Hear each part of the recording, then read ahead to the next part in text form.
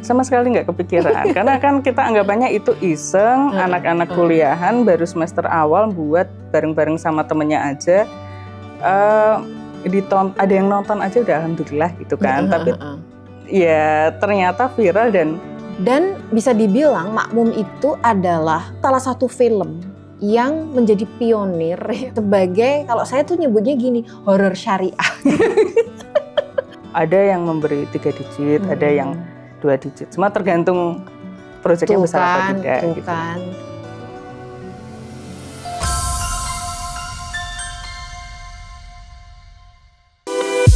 Dapatkan novel eksklusif bertanda tangan karya Hanum Rais dan Rangga Almahendra. Klik link di deskripsi.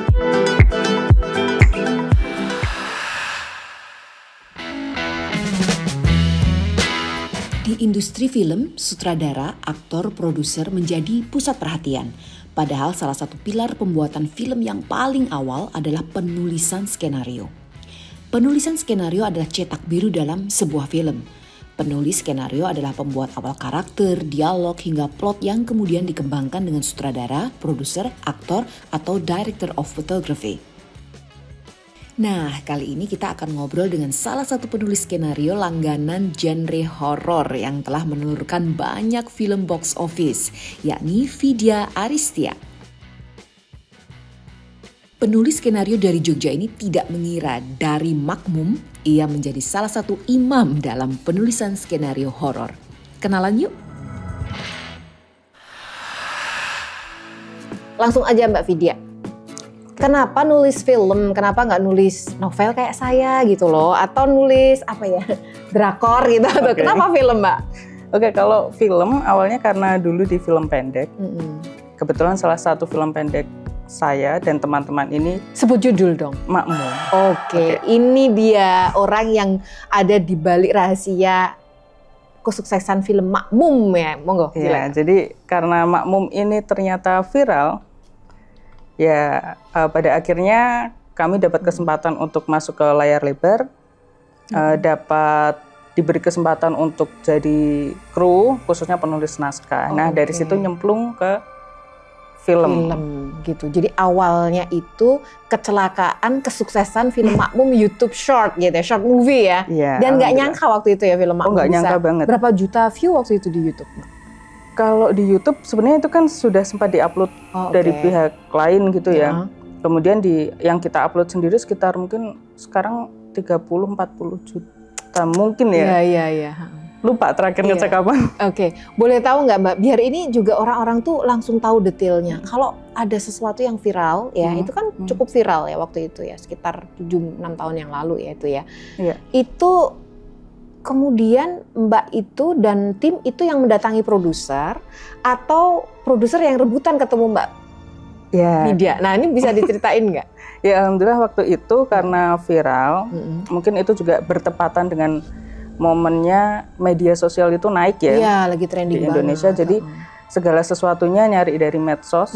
Dan kebetulan juga waktu itu Makmum pas naik. Tanpa kita sadari gitu. Jadi kita tuh tahu kalau Makmum ini sudah viral itu setahun setelahnya. Oh gitu. Kemudian mungkin viral itu kan kita upload 2016. Viral 2017. Di kontak produser 2018 akhir. 2 tahun setelah filmnya itu terupload ya? Iya, walaupun sebenarnya itu bukan produser pertama yang mencoba approach untuk mengangkat Makmum ke layar lebar gitu. Cuman ya jodohnya kebetulan sama waktu itu sama Pak Keke gitu. Di company ya kalau nggak salah ya. Dan bisa dibilang Makmum itu adalah kalau menurut riset saya kecil-kecilan adalah salah satu film yang menjadi pionir sebagai, kalau saya tuh nyebutnya gini, horor syariah.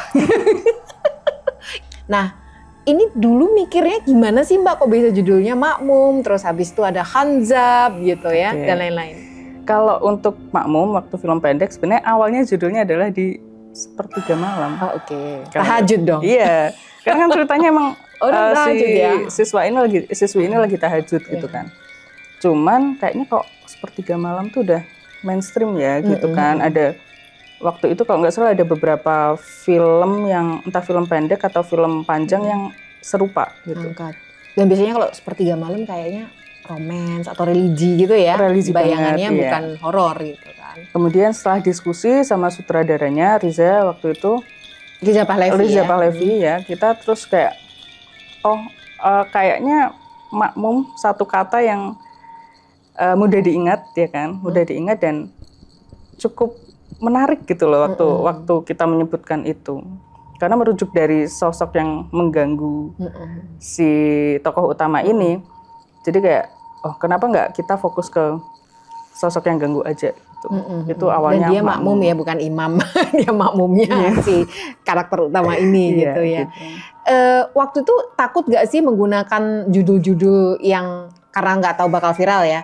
Dan ini pernah nggak sih kepikiran ini tuh bakal menjadi judul yang akhirnya diikuti ya oleh film-film lain ya, Kodrat, Porin, kemudian Togut, Ghibah gitu, ya dan lain-lain. Itu kan bahasa-bahasa Arab sesungguhnya, yang kemudian diserap menjadi bahasa Indonesia dan menjadi kelaziman gitu. Nah, nggak kepikiran ini nanti bakal kontroversi nggak ya gitu atau seperti apa?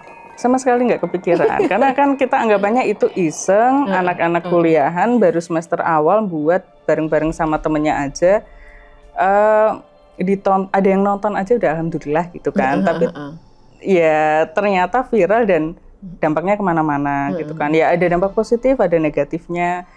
Kalau kekhawatiran setelah viral, kekhawatirannya besar. Iya.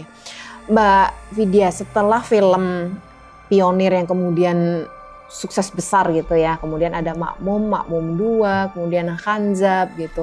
Boleh tahu nggak waktu itu kan Mbak penulis skenario awal ya dan masih muda ya, ini kan belum ada 30 saat itu, dan seperti itu ada supervisi atau Mbak sendiri sama sutradara yang kemudian lead itu? Oke, kalau Makmum 1 karena benar-benar baru nyemplung, ada apa ya, senior lah istilahnya, yang jadi tandemnya waktu itu Pak Alim Sudio. Begitupun sampai ke Khanzab tuh masih selalu ada supervisor partner ya, senior yang ngajarin banyak hal waktu itu. Jadi saya terima kasih juga sama senior-senior itu. Jadi, dan itu banyak banget belajar dari mereka ya, tentang struktur, tentang bagaimana membentuk beat dan lain-lain, itu semua dipelajari di sana. Pasti, karena film pendek ke film panjang beda banget dan butuh adaptasi lama. Iya. Oke Mbak kan dosen ya, dan sekarang nulis skenario. Saya mau nanya nih, penasaran, apakah menjadi seorang penulis skenario itu cukup menjanjikan gitu?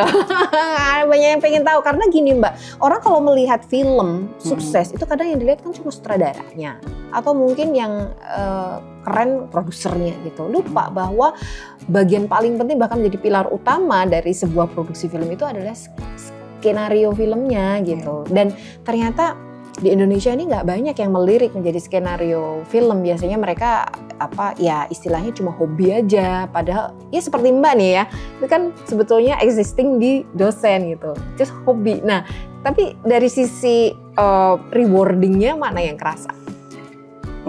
Sebenarnya kalau dibilang mana yang main job ya, sebenarnya saya agak bingung. Ayo dong, buka-bukaan Mbak, gimana? Biar banyak sekali penulis skenario yang juga nanti kepincot gitu. Oke, jadi kalau agak mundur ke belakang gitu ya, sebenarnya saya waktu itu jadi dosen pun awalnya mungkin karena sudah ada karya yang terlihat. Dari situ baru dikejar untuk sekolah lagi segala macam, jadilah dosen. Di MMTC nyebut nggak apa-apa ya? Nggak apa-apa dong. Di MMTC gitu kan. MMTC, nah ini lulusannya MMTC gitu. Terus kalau yang mana paling berasa, penulis ya. Iya kan, bener kan? Penulis tetap. Tapi memang berdasarkan proyek gitu kan. Iya, jadi ya bisa dibilang ini kalau belak-belakan ya, kalau harus pinter-pinter manage uang juga gitu. Karena kalau penulis naskah kan kita by project, ketika ada project terbayarkan ya bisa dibilang sangat-sangat cukup gitu, tapi kalau kita nggak pintar-pintar itu kan nanti ke belakang juga habis lagi. Iya, boleh tahu nggak Mbak, biar langsung aja detail gitu ya. Artinya ini 1 digit pertama atau udah 2 digit atau mungkin 3 digit gitu. Kalau 1 digit itu kan angkanya 1 gitu. Kalau 2 digit kan puluhan gitu. Kalau 3 digit ratusan gitu. Atau awalnya dulu berapa digit? Awal 2 digit. Alhamdulillah. Tapi yang awal-awal gitu kan. Ya alhamdulillah saya dapat produser yang menghargai itu ya gitu. Betul. Karena juga melihat saya dan Riza Pahlevi sebagai kreator makmumnya gitu, mungkin dihargai di situ. Kalau saat ini ya tergantung juga. Kalau ada yang memberi 3 digit, ada yang 2 digit. Semua tergantung proyeknya besar atau tidak gitu. Dan itu bisa itu udah nggak kena pajak loh ya. Udah kena pajak maksudnya ya. Udah kena pajak tuh udah masih 3 digit gitu. Jadi sangat-sangat bisa dibilang menjanjikan dan itu adalah sebetulnya penghargaan, bentuk apresiasi gitu. Nah, boleh tahu nggak Mbak itu berapa kali koreksi atau berapa kali revisi gitu? Wah, kalau itu tergantung masing-masing ya, masing-masing flow kerjanya dari suatu PH ya. Ada yang sampai maaf, sampai 17 itu ada. 17 draft 17 ada. Itu makmum tuh draft 17 kalau makmum yang satu. Kedua. Makmum kedua. Karena sempat kepegang beberapa orang gitu kan. Kemudian yang lain ada yang 2 draft kayak ya udah mungkin buru-buru gitu ya. Jadi ya 2 draft. Draft 2 udah tiba-tiba syuting ada juga gitu. Tapi ya. Mungkin karena Mbak sudah cukup bagus gitu. Jadi udah draft. Dia mengkoreksi dirinya. Ini masih jelek kok udah syuting aja sih gitu. Ya ada beberapa kasus yang seperti itu gitu. Jadi memang serunya ya mungkin ketika saya nulis sebagai penulis freelance, ketemu banyak sutradara, ketemu banyak produser yang ya beda-beda stylenya, beda karakternya, beda cara kerjanya juga gitu dan suka dukanya ya bikin seru aja di situ. Oh oke. Tapi cukup worth it lah ya tadi sampai 17 draft makmum 2 kan ya. 1,7 juta. Tepuk tangan ya. Dapat bonus nggak Mbak? Aduh. Iya dong. Pasti dong. Awas kalau enggak ya. Ya kayaknya dapat. Berarti sampai sekarang udah ditransfer kan tapi? Oh, udah. Ya artinya ada juga penambahan istilahnya tadi reward atau penghargaan ya. Dan penghargaan yang lebih penting bukan masalah angka, tapi bagaimana kemudian membentuk ekosistem ya yang sehat bagi penulis skenario di Indonesia ini. Karena setelah itu tentu Mbak akan banyak dapat tawaran. Mungkin juga Mbak suatu saat akan harus mensupervise, mengkader kan para penulis skenario yang sedang membangun karir mereka gitu. Artinya penting dibanding angka itu tadi membentuk ekosistem yang sehat. Nah pertanyaannya nih, saya dengernya. Ini kan filmnya Mbak Hanzab, Makmum, sosok ketiga ya. Terus ada Tulah, ada yang terakhir Paku Tanah Jawa ya. Semuanya horor gitu. Emang di sini ada tulisan di jidatnya horor skenario film maker atau gimana? Nah, mungkin karena di awal nyemplung adalah Makmum horor, kemudian rame gitu ya. Terus dicoba lagi untuk yang kedua film Gibah. Oh Gibah, itu juga Mbak juga. Gibah, kemudian Makmum 2 juga horor, terus kayaknya jadi template gitu. Oh, kalau kayak jadi labeling horor ya? gitu kan. Horror. Jadi ketika datengin ke produser atau di kontak produser pasti horor dulu. Gak pernah gitu asertif, Pak, berilah saya kesempatan menulis drama, jangan horor gitu. Sudah berkali-kali. Sudah berkali-kali dan beda-beda orang tapi selalu udah horor dulu. Nanti yang film kedua baru drama. Tapi nggak jadi-jadi, tetap horor. Tapi mungkin juga karena orang tuh ini apa namanya, for your information ya gitu. Katanya Mbak karena punya semacam ikatan yang cukup erat gitu ya dengan dunia supranatural gitu. Katanya bisa melihat gitu. Nah mungkin itu juga ya yang kemudian akhirnya seperti dunia itu nggak bisa lepas ya dari cara membingkai atau membuat bangunan cerita itu dari alam pikiran Mbak kan pasti ke horor akhirnya. Kalau lekat dengan gaib-gaib sebenarnya mungkin dulu waktu kecil sampai agak dewasa itu memang punya cukup banyak pengalaman horor gitu. Ya entah itu sebenarnya nyata atau imajinasi saya juga nggak berani mengklaim itu ya gitu. tapi memang punya banyak pengalaman horor, dan kebetulan saya itu sering dihadapkan dengan situasi-situasi yang nyeleneh. Contohnya tuh Mbak, apa gimana? Mungkin ini ada kasus beberapa waktu lalu sih, kayak saya datang, bapak saya kan tinggal di Banyuwangi. Saya ke Banyuwangi beberapa waktu yang lalu, belum lama ini. Terus di kos bapak saya ini ada satu orang gitu, saya ketemu orang ini. Nggak lama kemudian saya pulang, selang seminggu dapat kabar kalau si orang yang almarhum ini meninggal di kos gitu.